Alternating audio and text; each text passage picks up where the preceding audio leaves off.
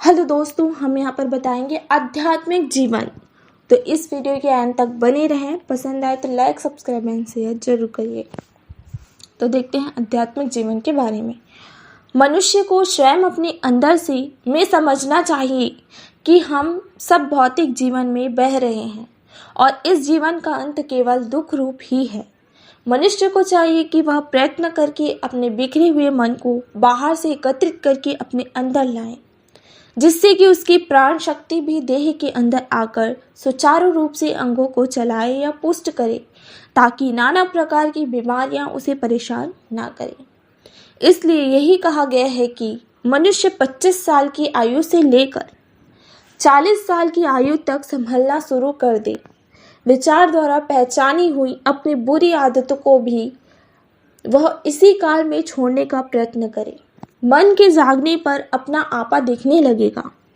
जब अंदर ध्यान लगने लग गया तो अंत में संसार के प्राणी एवं पदार्थों से बेपरवाही हो जाएगा और उनका अभाव महसूस नहीं होगा।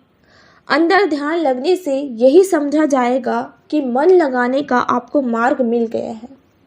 मन अंदर तब तक नहीं लगता जब तक कि उसको ज्ञान नहीं मिलता।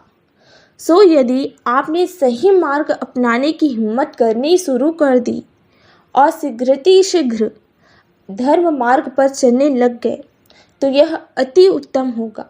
वैसे तो मनुष्य आध्यात्मिक जीवन पर चलने के लिए जिस समय भी चेत जाए वही समय ठीक है, अर्थात किसी भी समय इस मार्ग पर चलने से उसका हित ही रहेगा, यह हित ही होगा।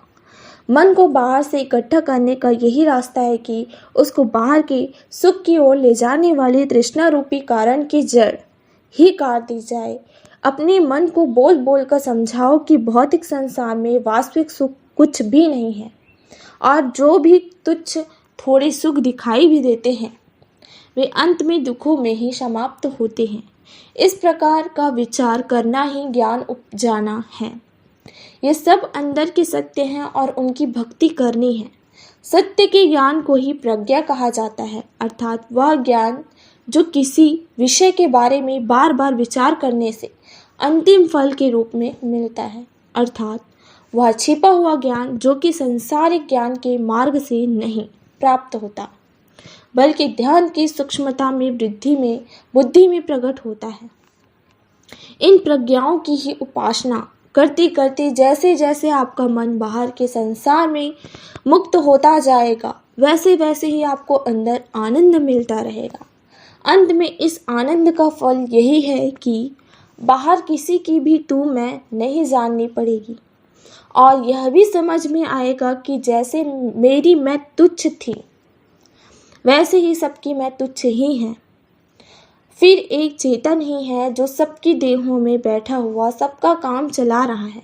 यदि आपने उस चेतन को जान लिया और उसका आनंद भी अखंड रूप से आपको मिलने लग गया तो यही आध्यात्मिक जीवन की पूर्णता है। इस प्रकार यह जीवन चलते चलते अंत में जहाँ पहुँचता है उसी स्थान को परम धाम कहा जाता है।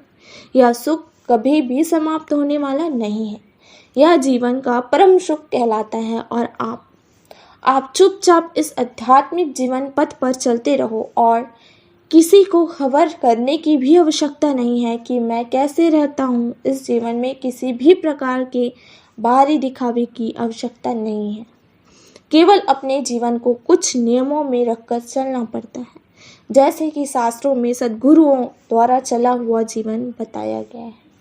जय श्री राम।